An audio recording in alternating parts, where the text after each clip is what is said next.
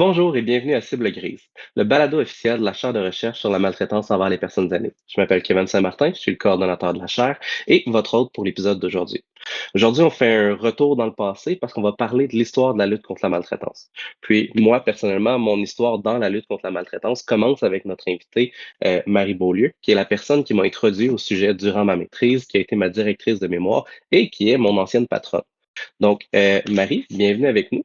J'imagine que certains membres de notre auditoire te connaissent déjà, mais pour ceux qui entendent ton nom pour la première fois, est-ce que tu pourrais nous dire un peu c'est qui Marie Beaulieu? Wow, merci Kevin. Alors, j'ai, été engagée dans la lutte contre la maltraitance depuis 1987. Donc, beaucoup de travaux à la fois en recherche, en politique publique et j'ai eu le plaisir d'être titulaire de la chaire de recherche sur la maltraitance envers les personnes aînées pendant 12 ans, c'est-à-dire de sa création en novembre 2010 jusqu'à novembre 2022, où j'ai passé avec plaisir la main à Mélanie Couture parce que je m'en allais à la retraite. Mais qui dit retraite engagée, donc je fais encore des choses en matière de lutte contre la maltraitance. Oui, notamment, tu es encore engagé à la chaire là, comme chercheur associé. Si je me trompe pas, t'as encore aussi occasionnellement des tâches liées à l'enseignement avec l'Université de Sherbrooke. Moins d'enseignement pour l'instant, plus dans un rôle conseil, entre autres le Conseil national des aînés. Donc, je travaille au fédéral, conseiller le ministre Seamus O'Regan. Je travaille aussi sur différents mandats qui sont liés à des pratiques, que ce soit ici au Québec, mais aussi en Wallonie. Donc, tu disais que tu as commencé à t'impliquer dans la lutte contre la maltraitance dans les années 80. Euh, Quand tu as commencé à t'investir là-dedans, à quoi ressemblait le sujet? Est-ce qu'il était bien connu ou est-ce qu'on en était à ses tout débuts? Ce qui est intéressant, c'est que jusqu'à 1987, c'était un sujet qui était vraiment méconnu. Et moi, j'ai une formation en criminologie et je m'intéressais à l'intérieur de la criminologie à un secteur qui s'appelle la victimologie. Ça commençait dans les années 80. Donc, l'intérêt pour les victimes d'actes criminels. Et à l'époque, la ministre de la Santé et des Services sociaux, qui était Madame Thérèse Lavoie-Roux, avait décidé de créer un comité intersectoriel sur les abus envers les aînés, parce qu'on parlait d'abus à l'époque. Donc, le vocabulaire a évolué, on pourra en reparler tout à l'heure si tu le veux.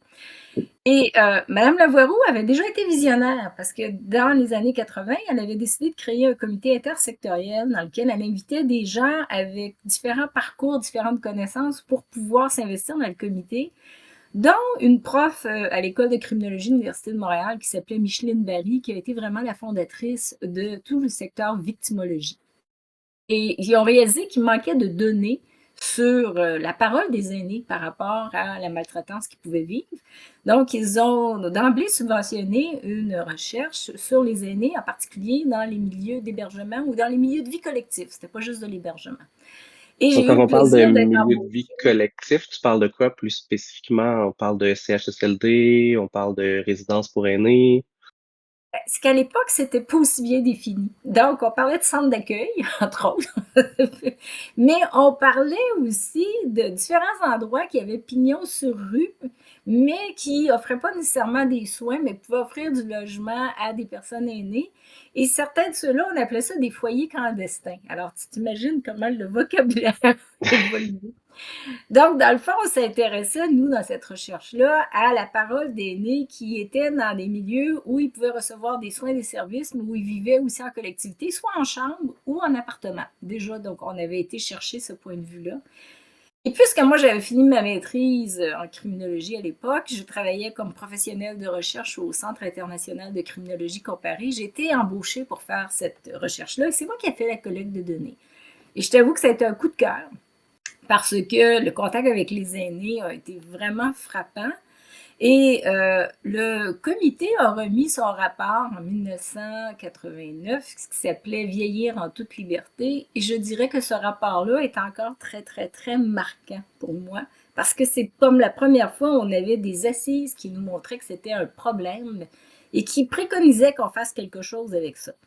L'histoire nous montra que ça a pris du temps avant qu'on ait quelque chose de très clair en matière de politique publique.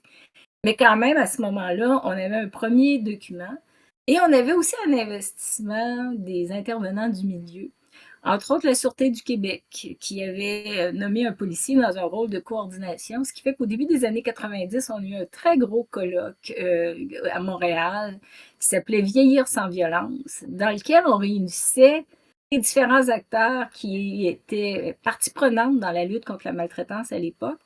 Et entre autres, l'ancêtre du groupe d'expertise qui est au C3S, Centre-Ouest de Montréal, donc l'équipe de Cavendish, pour ne pas le nommer comme ça, mais c'est plus simple souvent. Donc, j'ai croisé là déjà des acteurs de terrain qui étaient très, très, très impliqués. À l'époque, il s'appelait le Centre de services sociaux juifs à la famille. Donc, quelqu'un comme Sarita Israël qui commençait, on s'est croisés à cette époque-là, et aussi une personne qui était Maxine Letwick, qui après ça s'est en allée dans un autre domaine, mais qui a été une des figures marquantes de la pratique. Donc, peut-être ce qui nous caractérise au Québec, Kevin, puis je veux vraiment insister, c'est que dès le départ, recherche, pratique, policiers, association d'aînés, parce que l'Association des retraités de l'enseignement du Québec était membre aussi du comité organisateur de ce colloque-là, se parlaient pour faire avancer les choses. Donc, d'emblée, on posait les choses vraiment dans de l'intersectoriel. Fait qu'on comprend bien que la lutte contre la maltraitance, ça n'a pas commencé juste, on va dire, avec toi. Ça a vraiment commencé en impliquant tout un paquet d'acteurs, mais tu avais les pieds dedans dès le début, là, où ça commençait à s'installer concrètement au Québec. Puis, tu parlais du fait justement qu'il y avait plusieurs acteurs, donc tu as nommé les policiers, tu as parlé d'acteurs de terrain. Quand on parle d'acteurs de terrain, c'est quel genre de profession que tu avais en tête? Quand on regardait la littérature sur la lutte contre la maltraitance ailleurs, on voyait que c'était soit des travailleurs sociaux, soit des infirmières, puis quelquefois des médecins qui étaient vraiment engagés. Au Québec, il y a eu une infirmière, entre autres, qui avait publié un article dans les années 80 là-dessus, mais après ça, le secteur infirmier a été peut-être un petit peu moins engagé chez nous. Il y a eu quand même un médecin qui a travaillé dans le domaine et qui y travaille encore, qui est Mark Yaffe, mais sinon, c'est vraiment le secteur psychosocial qui a vraiment pris le lead sur le terrain. Moi, le leadership que j'ai pris, c'est que je suis quand même la première à avoir fait une thèse de doctorat sur la maltraitance envers les aînés. Je l'ai fait sur la maltraitance envers les aînés en hébergement. Et donc, mes assises sont plus recherche, mais en même temps, toujours dans une perspective de dialogue intersectoriel, parce que mon doctorat était en sciences humaines appliquées. Et sciences humaines appliquées, c'était d'emblée 9 départements de l'Université de Montréal qui s'étaient mis ensemble pour offrir un doctorat interdisciplinaire. OK. Puis, as-tu l'impression qu'au travers des années, la perception sociale qu'on a de la maltraitance a changé? Ah oui, beaucoup. Dans ces années-là, bon, premièrement, beaucoup de gens étaient incrédules par rapport au fait qu'il puisse y avoir de la maltraitance, ou comme je disais à l'époque, on parlait d'abus là, envers les aînés. Bon, c'est sûr que Euh, malheureusement, il y en a encore quelques-uns aujourd'hui qui gardent cette perception-là, ouais, t'as tout à fait mais raison. heureusement de moins en moins. Ouais. Ou quand les gens le voyaient, ils le voyaient plus soit sur le plan physique, c'était la première image qu'ils avaient, mais assez rapidement aussi, on a parlé du plan financier. Donc, ça, je dirais que c'était un peu les premières représentations que les gens en avaient. Mais on n'était pas très, très structuré dans la compréhension de la maltraitance selon les différents types, les différentes formes. À l'époque, on avait une espèce de vision globale du problème. Mais on voit encore que cette vision-là reste dans plusieurs études, là. En tout cas, pour ma part, quand je lis des articles sur la maltraitance, c'est pas rare qu'on parle de la maltraitance en général, sans peut-être faire les nuances qu'il y a sur les différents types, qui pourtant peuvent être quand même très différents. Là, ce qu'on voit avec les années, c'est que, à la fois les dynamiques qui mènent à la maltraitance, le profil des personnes qui sont maltraitées, le profil des personnes, des groupes ou des organisations qui maltraitent peuvent être très, très différents selon le type de maltraitance. Mais tu as raison, pendant longtemps, on faisait une espèce d'amalgame de tout. Puis encore aujourd'hui, on a une espèce d'image qui m'apparaît un peu dangereuse parce qu'on peut un peu stéréotyper ou caricaturer la personne aînée maltraitée en particulier. Je fais un petit bond en arrière. Tantôt, tu parlais des termes qu'on utilise pour parler de la maltraitance. Tu as nommé qu'à l'époque, on parlait d'abus. Aujourd'hui, on appelle plus ça de la maltraitance. Est-ce que tu pourrais m'en dire un petit peu plus sur l'évolution de la terminologie? Oui, alors le terme en anglais elder abuse, traduit rapidement abus des personnes âgées ou abus envers les aînés. Bon, Jusqu'à temps qu'on se rende compte que abus, c'est un anglicisme. Et c'est un anglicisme qui traduit assez mal ce qu'on essaie d'illustrer ici, parce que si on regarde dans le dictionnaire, abuser de quelque chose, c'est faire un usage inapproprié ou de trop consommer de quelque chose. L'exemple dans le dictionnaire, c'est faire un abus de table. Donc on se dit, oh, on n'est vraiment pas là par rapport à des gens. C'est assez objectifiant de dire qu'on abuse d'une personne aînée, si on y va dans cette perception-là. Exactement. Et c'est pour ça qu'on s'est en allé vers un vocabulaire de mauvais traitement. Puis autour des années 2008-2009, quand on a travaillé, entre autres, avec Madame Blais pour écrire le premier plan d'action maltraitance, puis je présume qu'on y reviendra tout à l'heure, on a décidé de s'arrimer au langage francophone international, puis d'utiliser le terme maltraitance. Mais on entend encore aujourd'hui abus et on entend aussi encore de temps en temps mauvais traitement. On va entendre violence, on va entendre négligence. Donc, on est conscient qu'il y a une pluralité de termes pour essayer d'illustrer la même chose. Mais ce qu'on préconise, c'est d'avoir un langage uniformisé, pardon. Donc, maltraitance qui comprend à la fois de la violence et de la négligence. Oui. Puis pour ceux qui veulent en savoir plus sur les nuances là, dans comment on définit la maltraitance, je vous inviterai à aller écouter notre premier épisode où on présente justement la définition de la maltraitance. Donc, ça va vous donner peut-être une idée de la terminologie qui est utilisée actuellement au Québec. Mais la terminologie n'est pas la même partout à travers le monde. Je pense qu'au Canada, par exemple, c'est récent qu'on utilise le terme maltraitance en français. Avant, c'était mauvais traitement, comme tu disais, Marie. Ailleurs dans le monde, on se compare comment sur le plan de comment on parle de maltraitance? Ben, je dirais que francophonie internationale, maltraitance, c'est accepté. Ce qu'on voit chez les anglophones aussi, c'est une évolution du concept parce que à la fois la notion de elder et la notion de abuse sont contestées, donc les deux volets.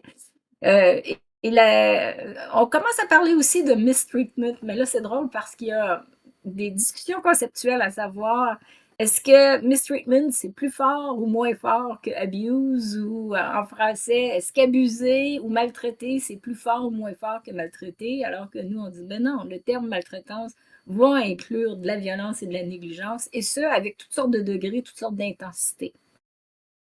Tu disais que sur le plan du langage, on semble être un peu en constante évolution, puis il y a des ajustements. Comment tu envisages le futur de notre façon de parler de la maltraitance?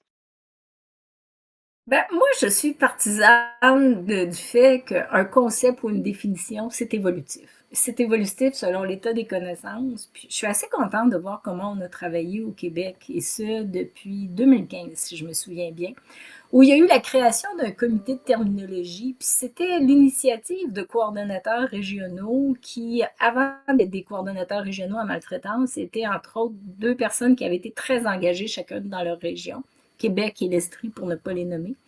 Et ils avaient interpellé les gens de la ligne, les gens du domaine d'expertise, et ils avaient interpellé la chaire. Et depuis ce temps-là, on a toujours gardé ce comité-là vivant, on l'a même élargi, il y a plus de monde autour de ça, pour se dire que notre définition au Québec, ou nos mots, les termes qu'on utilise, devraient refléter à la fois la recherche, la pratique, le point de vue des aînés, et dans la pratique, il y a plusieurs acteurs qui peuvent être donnés. Donc, pour moi, une définition, c'est vivant. Et je pense qu'actuellement, on a quelque chose avec lequel on est hyper confortable, mais en même temps, on va être amené à évoluer parce qu'entre autres, notre définition, c'est maltraitance envers les aînés. Alors que la loi qui a été renforcée en 2022 parle aussi d'inclure les personnes adultes en situation de vulnérabilité, ou là peut-être qu'il nous manque des éléments pour vraiment, dans notre définition, pour vraiment refléter ce que ces gens-là peuvent vivre en termes de maltraitance. Donc, quelque chose de vivant, ça mérite aussi d'être connu, d'être largement partagé. Et ça, il y a un grand effort de fait. Et la chance qu'on a, c'est que le gouvernement du Québec a toujours reconnu les travaux du comité de terminologie. Et dans chacun des plans d'action, il y en a eu trois, hein, 2010, 2017, 2022, on voit une définition légèrement différente, mais elle est différente parce qu'elle reflète encore mieux ce que sont les priorités au Québec actuellement. Donc, c'est très bien. Tu y as touché un peu par ta question, tu parlais des 3 plans d'action, ce qui m'amène à te demander, ça ressemblait à quoi un peu, l'évolution politique de la lutte contre la maltraitance au Québec? Alors l'évolution politique, j'ai le noté tout à l'heure, le rapport Vieillir en toute liberté, donc qui a été vraiment important par le ministère de la Santé et Services sociaux. On se serait attendu à l'époque en 89 à ce qu'il y ait une suite des transformations politiques. Ça s'est pas fait. Alors, pendant plusieurs années, je dirais pas qu'on dit rien sur la maltraitance, mais il y avait une petite ligne sur la maltraitance dans différents documents politiques. Entre autres, à un moment donné, il y avait vraiment eu une préoccupation par rapport à la loi sur la santé en 1992. Puis, il y avait un énoncé qui était, d'ici 10 ans, éliminer complètement les mauvais traitements envers les aînés. Tu sais. Un espèce d'énoncé inatteignable, objectivement inatteignable, mais comme idéal qui est très intéressant. Mais en fait, ça n'avait pas mené à beaucoup d'actions, on va dire ça comme ça. Jusqu'à temps qu'en 2007, pour la première fois de notre histoire au Québec, on a une ministre responsable des aînés à temps plein. Donc, c'était Madame Marguerite Blais. Et Madame Blais, quand elle est nommée ministre responsable des aînés, décide de partir sur une commission provinciale sur les conditions de vie des aînés. Elle fait une grande tournée et elle invite des aînés, des associations d'aînés à venir témoigner, mais elle invite aussi des chercheurs à déposer des mémoires. Et moi, j'ai déposé un mémoire sur la maltraitance. Et j'ai eu le plaisir d'être invitée à les présenter, ce mémoire-là, en commission. On était à Sherbrooke parce que la commission se déplaçait. Et ce qu'il faut que je dise, qui est vraiment important, parce que des fois, il y a des gens aussi qui changent les choses, et je voudrais donner tout le crédit à Marguerite Blais. Madame Blais, elle était du comité de 1987, qui a donné son rapport en 89. Elle n'était pas là comme politicienne, parce qu'elle faisait pas de politique à l'époque. Elle était là parce que c'était une animatrice à la télévision. Elle faisait des émissions d'affaires publiques, dont des émissions pour les aînés. Donc, elle avait vraiment un contact privilégié. Donc, moi, je retrouvais, 20 ans plus tard, Marguerite Blais, que j'avais croisée à l'époque. Et d'emblée, Mme Blais s'est montrée très réceptive au contenu de mon mémoire et toute son équipe, en fait. Mais j'avais pas besoin de convaincre le ministre que c'était un problème, elle le savait. Donc, j'avais une longueur d'avance qui était extraordinaire. Et il y avait là des gens mobilisés pour qu'on puisse prendre la cause à bras-le-corps. Donc, la fameuse commission qui s'est promenée nous a mené à un rapport qui s'appelait Préparons l'avenir avec nos aînés. Et dans ce rapport-là, on nommait 10 grands problèmes auxquels il fallait s'attaquer au Québec concernant les aînés. Et un de ceux-là, c'était la question de la maltraitance envers les aînés. Donc, dans les mois qui ont suivi, la vie faisait que j'avais droit, moi, à ce qu'on appelle un sabbatique universitaire. Puis, il faut faire attention, un sabbatique, dans notre milieu, c'est pas des vacances. C'est vraiment, on est libéré de notre enseignement pour faire de la recherche ou un service public. Et là, le ministère était venu me chercher, donc, comme experte de contenu, et j'ai eu le plaisir de travailler avec eux à la production du premier plan d'action gouvernemental. Au départ, on nous avait dit qu'il faudrait que ça soit fait en 6 mois. Ça a C'est pris, ambitieux.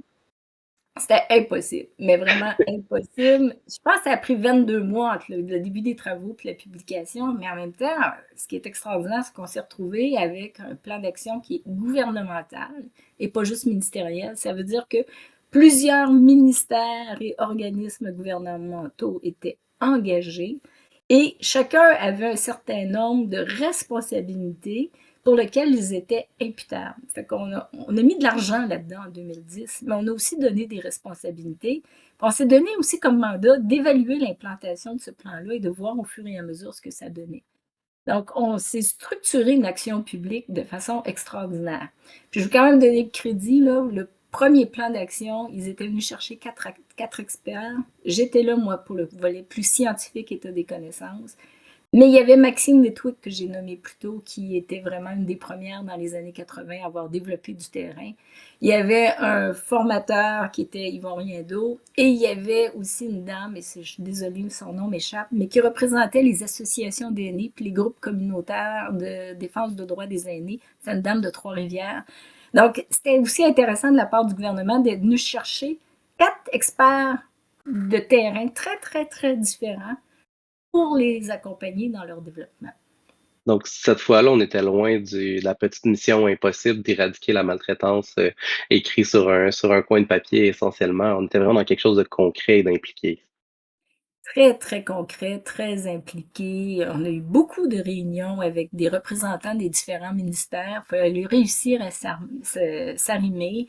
Euh, Moi, comme je disais, j'avais plus le volet état des connaissances. Mes collègues avaient aussi planché sur une série de recommandations possibles qu'on pouvait mettre dans le premier plan. Évidemment, tout ça n'a pas été retenu parce que c'était trop ambitieux. Mais déjà, le premier plan était extraordinaire sur tout ce qu'on souhaitait atteindre avec ça. Et ce qui est beau, c'est que de plan en plan, on construit sur ce qu'il y a déjà eu, puis on rajoute d'autres actions. Donc, on a une démarche étapiste qui est révisée aux 5 ans, puis qui nous permet de faire un pas de plus. Donc, on a beaucoup cheminé. C'est aussi à partir de ce plan-là que la chair est née, comme on le racontait là, dans notre deuxième épisode où on expliquait un peu c'était quoi la chair. Comment tu as reçu ça, le début de la chair et tout ça? Ben, écoute, j'ai reçu ça comme une belle surprise, je vais dire ça comme ça. Alors, pour l'anecdote, une journée, j'étais justement au centre de recherche en train de travailler, puis il est passé 5 heures. Puis bon, mon cellulaire sonne et c'est Madame Blais qui m'appelle. Et là, elle me dit, Marie, j'ai vu ça dans d'autres plans d'action, que pour être sûr que l'état des connaissances avance, on a intégré une chaire dans des plans d'action. Elle dit, qu'est-ce que tu penses de ça? Et moi, je lui dis, ben, c'est une idée extraordinaire parce qu'effectivement, si on s'arrange pour arrimer recherche et action, on peut aller beaucoup plus loin, beaucoup plus vite. Et encore là, j'avais pas beaucoup de travail à faire pour convaincre la ministre que c'était pertinent. D'abord, l'idée venait d'elle, mais deux, ce que j'ai oublié de dire tantôt, c'est que Mme Blais avait un doctorat. Donc, elle connaissait aussi la recherche.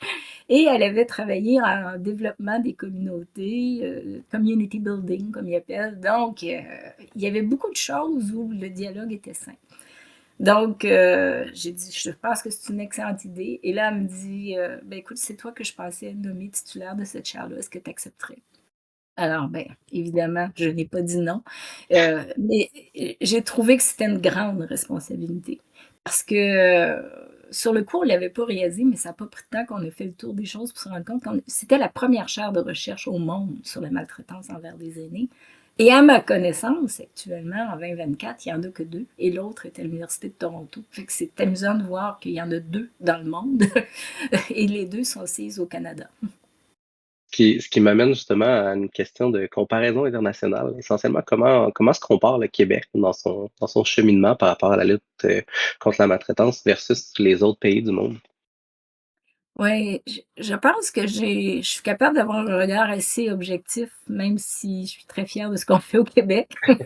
Mais je vais me placer dans la posture de dialogue. Il y a un grand réseau international qui existe aussi depuis le début des années 90 qui s'appelle l'INPEA pour International Network for Prevention of Elder Abuse, où je suis très, très active, ce qui me donne l'occasion d'être en échange assez régulier avec des gens de peu partout à travers le monde. Et aussi, ces dernières années, on s'est beaucoup rapproché des travaux de l'OMS et en fait, à la Chaire, depuis 2019-2020, on a fait beaucoup de travail en collaboration avec l'OMS qui nous permet aussi d'être en dialogue avec beaucoup de gens. Donc, on peut regarder au niveau des politiques publiques, comme je le disais tout à l'heure, les politiques publiques, on est très solide. Et le fait qu'on ait des plans quinquennaux qui font l'objet d'évaluations, dans lequel on a des ministères imputables des différentes recommandations, on est solide comme je n'ai jamais vu ailleurs. Sur le plan des pratiques, il y a quand même des très bonnes pratiques ailleurs, mais il y a eu une volonté au Québec, assez rapidement par exemple, de développer des petits outils cliniques qui peuvent aider au repérage des situations de maltraitance. Et puis, dans les outils validés à travers le monde, il y a quelques années, on a fait un inventaire, puis il y en avait, c'était 15 ou 17, je n'ai pas le chiffre exact en tête, mais là-dessus, il y en avait 3 qui venaient du Québec. Tu sais. Là, je me disais, on a aussi là-dessus, je pense qu'on s'est démarqué. Euh, donc, beaucoup de travail de fait aussi au niveau de la coordination, parce qu'on a toujours reconnu chez nous que pour lutter contre la maltraitance, il fallait travailler plusieurs instances ensemble, plusieurs types de professions ensemble, dans un but commun, puis qu'il n'y avait pas un seul intervenant qui pouvait être responsable de toute la lutte contre la maltraitance. Et là-dessus, on a pris une position un peu différente d'autres pays où, entre autres, ils créent, par exemple, un service de lutte contre la maltraitance aînée qui, eux, sont vraiment les maîtres d'œuvre. Alors que chez nous, on a des coordonnateurs régionaux qui vont faire en sorte de faire au mieux travailler ensemble différents intervenants dans la lutte contre la maltraitance. Donc, pour toutes ces raisons-là, je pense qu'on a fait beaucoup de chemin, puis on a un modèle qui nous ressemble. On a l'occasion de se donner une petite tape dans le dos puis de se dire qu'on peut être fier de ce qu'on a fait au Québec. Sans dire qu'on a tout fait et que tout est parfait, on a déjà un bon bout de chemin, puis on se compare positivement au reste du monde. Oui, oui, ben, tu sais, si tu me demandes d'avoir une posture critique, je suis aussi capable. Une des choses que il y a un réseau canadien de lutte contre la maltraitance, le CNPEA. Et eux, ce qu'ils prônent énormément, c'est qu'à l'intérieur de chacune des provinces et territoires au Canada, qu'il y ait un réseau. Nous, on n'a pas de réseau formellement. Donc, on n'a pas. Tout passe par une structure qui est gouvernementale. Est-ce que c'est mauvais?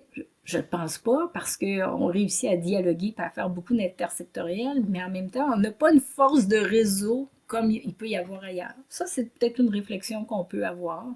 L'autre chose aussi, on a une ligne d'écoute qui fait un travail extraordinaire. Dans les choses que certaines nous ont, entre guillemets, reprochées, puis je mets vraiment des guillemets, là. Disons que les gens ont mis des bémols, c'est le fait que les gens de la ligne doivent passer vraiment la balle au bon à d'autres intervenants du réseau pour les suivis en région, alors qu'ailleurs, il peut y avoir des lignes qui ont aussi des intervenants éventuellement qui vont se déplacer à domicile. Ce qu'on n'a pas voulu, J- je Juste pense pour qu'on... le contexte, on parle bien de la ligne aide maltraitance.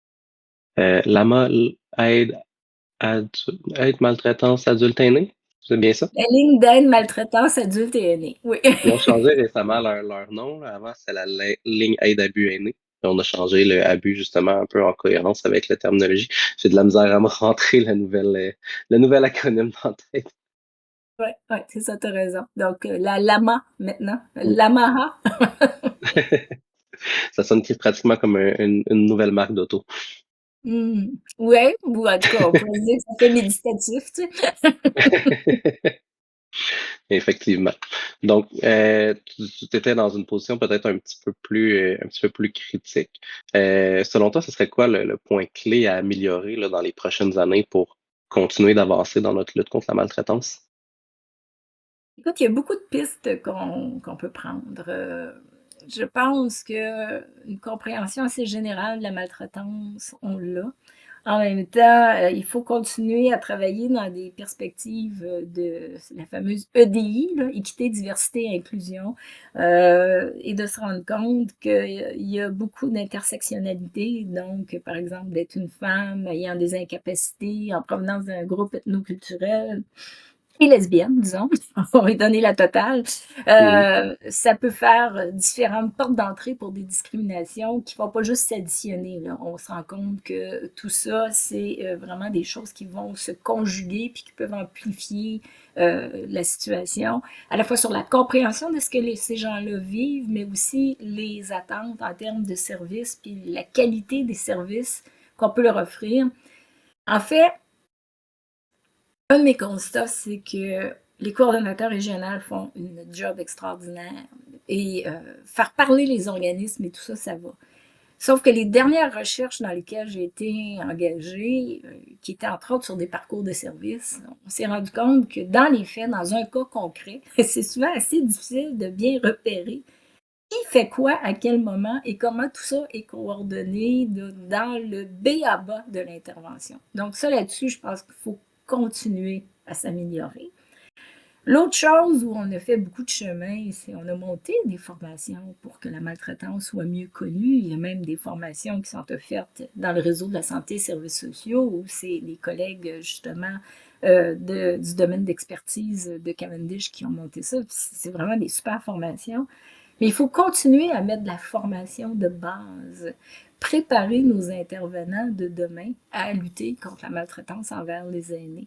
Donc, je suis toujours curieuse de savoir combien de blocs d'heures les gens ont dans leur formation, par exemple, d'infirmières, de médecins, de travailleurs sociaux, d'ergo, de physio, mais pas juste eux. On peut aussi parler de la formation des policiers ou là-dessus, ces dernières années, on a vraiment travaillé fort avec l'École nationale de police pour rentrer, entre autres, des mises en situation qui amenaient les policiers à voir des situations de maltraitance aînée. Mhm. Donc, et ainsi de suite. Donc, ça là-dessus, on a encore. Il ne faut pas lâcher. Il faut pas lâcher. Il reste du chemin à faire. Là, on a touché beaucoup à la politique, à la recherche, aux outils, au travail que les gens font sur le terrain, mais dans le concret, ça serait quoi les impacts qui ont été remarqués pour les personnes aînées, pour les gens qui vivent de la maltraitance au travers de l'histoire? Comment ça a évolué tout ça? Ben, les aînés du Québec maintenant, je pense, le grand public en général, y compris les aînés, je pense qu'il n'y a pas personne qui peut dire que j'ai jamais entendu parler de la maltraitance envers les aînés, là. Et on a eu entre autres des campagnes de sensibilisation, puis on pourrait dire on en veut encore plus, là, mais on a quand même eu des campagnes de sensibilisation, des campagnes publicitaires, radio, télé, web, etc., où non seulement on montrait ce qu'est la maltraitance, on la définissait, mais qui se terminait toujours, et ça c'est vraiment une stratégie intelligente, avec le numéro de téléphone de la fameuse LAMA dont on parlait tout à l'heure, la fameuse ligne d'écoute. Donc, dans le concret, il y a déjà là une porte d'entrée qui est connue. Et ça, c'est vraiment intéressant de lier donc sensibilisation du public, mais aussi, pas juste sensibiliser pour être sensibilisé, mais savoir où appeler. Et donc là, on a une piste. Donc ça, moi, je pense que c'est vraiment quelque chose de concret. Ensuite, les aînés, dans les associations d'aînés, ont continué à se préoccuper du sujet et on souhaitait y aller avec des postures souvent de prévention, d'information. Puis je vais donner vraiment un coup de chapeau à la FADOC qui a travaillé avec différents services de police pour faire le programme Aînés avisés. Bien, la FADOC, c'est presque 600 000 membres au Québec, donc un peu plus d'un demi-million de membres. Si ces gens-là ont accès à de l'information, c'est aussi chapeau. Euh, une des choses qui est faite, qui pourrait être encore faite de façon plus prononcée, c'est la reconnaissance de tout le travail des organismes communautaires en matière de lutte contre la maltraitance. Il y a quelques organismes dédiés au Québec, dont certains ont tiré, excusez l'expression, mais le diable par la queue pour leur financement.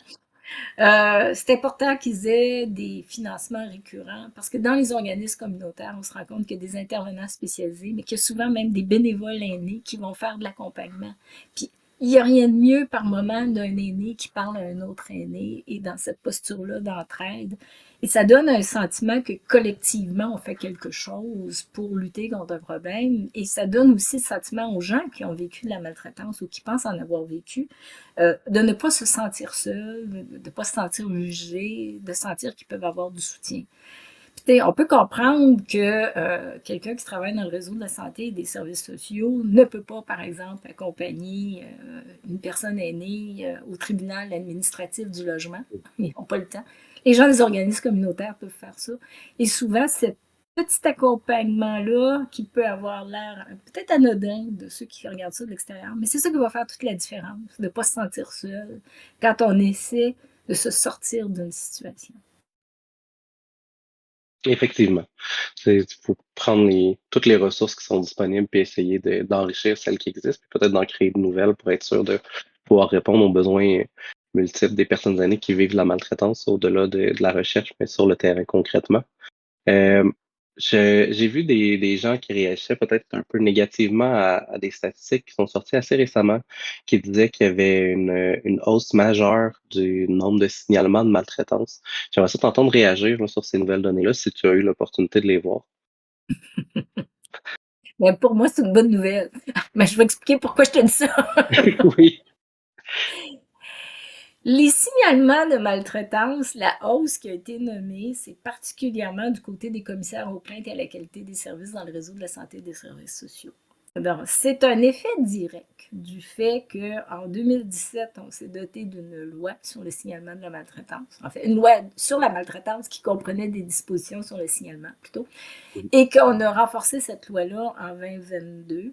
Alors, les commissaires ont été aussi formés dans ce domaine-là et au départ, on avait un peu de misère à voir quel était vraiment l'impact majeur de tout ça parce que dans leur façon de rapporter leurs statistiques, les commissaires n'avaient pas nécessairement d'espace dédié pour cocher maltraitance aînée, etc. Ce qui a été corrigé.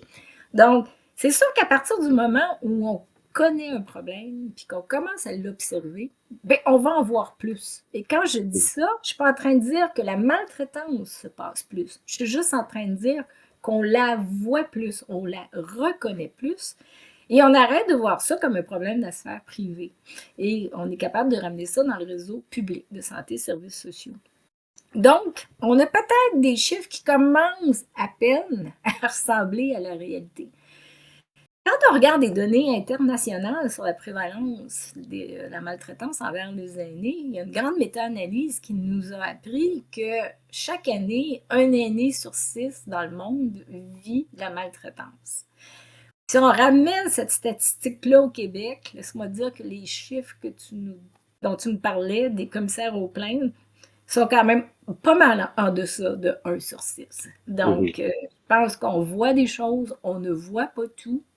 Mais pour moi, j'insiste, c'est une bonne nouvelle qu'on soit capable de mieux reconnaître et mieux quantifier. Ça parle de la qualité des données qu'on est en train d'enrichir. Donc, à quelque part, on peut s'attendre à ce que ces chiffres-là continuent d'augmenter, puis ça continue d'être une bonne nouvelle parce que ça veut dire qu'on repère de plus en plus la maltraitance. Exactement, exactement. Et je sais, ça ne veut pas dire qu'il s'en passe plus, c'est parce qu'on la repère plus.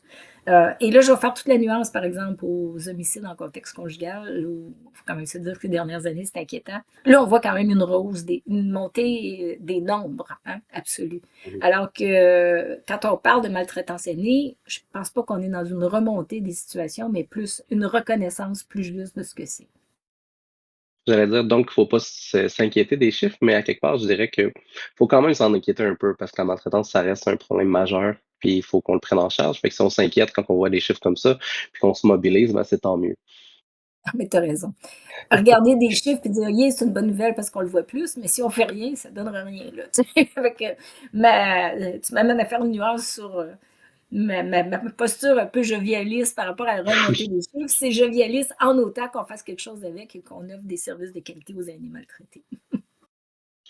excellent. Écoute, Marie, moi, ça ferait le tour des questions que j'avais pour toi ce matin, mais est-ce que toi, tu as un mot ou une réflexion sur laquelle tu voudrais laisser notre auditoire avant qu'on se quitte? Ce sur quoi je voudrais laisser les gens, c'est que la maltraitance envers les aînés, c'est un problème qui est encore en partie caché, moins qu'avant. Plus on va creuser, mieux on va comprendre les dynamiques de la maltraitance et que pour moi, c'est très important de surtout pas porter un regard uniquement sur la personne aînée qui est maltraitée et surtout pas les décrire comme des aînés vulnérables. Tiens, peut-être que ça serait ça mon point.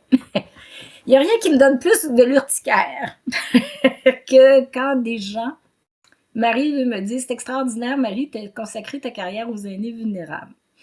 Et moi, je réponds d'emblée: «Non, j'ai pas consacré ma carrière aux aînés vulnérables, j'ai consacré ma carrière à la lutte contre la maltraitance, puis dans les dernières années, à la promotion de la bientraitance». Mais pour moi, la question de la vulnérabilité, c'est pas quelque chose qui est intrinsèque aux aînés. C'est pas le matin de nos 65 ans qu'on se réveille et tout d'un coup, on est vulnérable.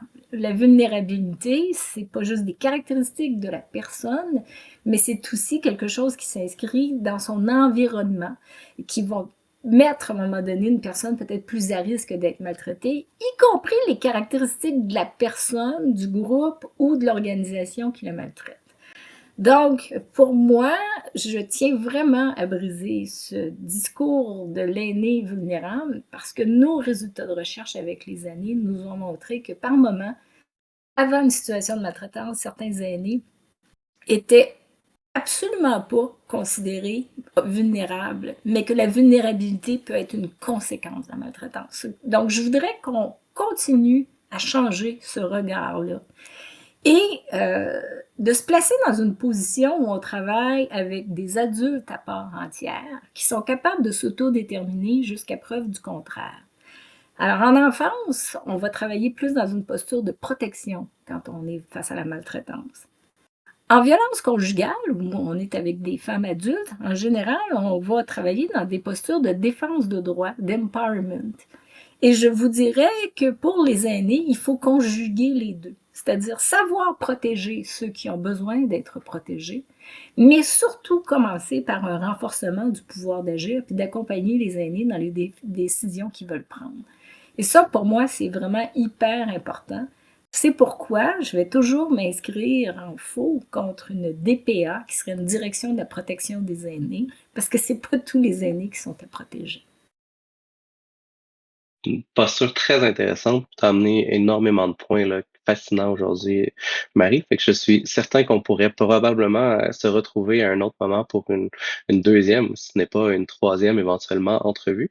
Donc, si les gens veulent être certains de ne pas manquer ça, je les invite à aller liker, comme on dit en bon anglais, notre page et aussi à suivre notre page, que ce soit Facebook ou YouTube ou d'aller visiter le site de la chaire pour voir la suite des épisodes de Cible Grise et la suite des travaux de la chaire. Donc, un grand merci d'avoir été avec nous aujourd'hui.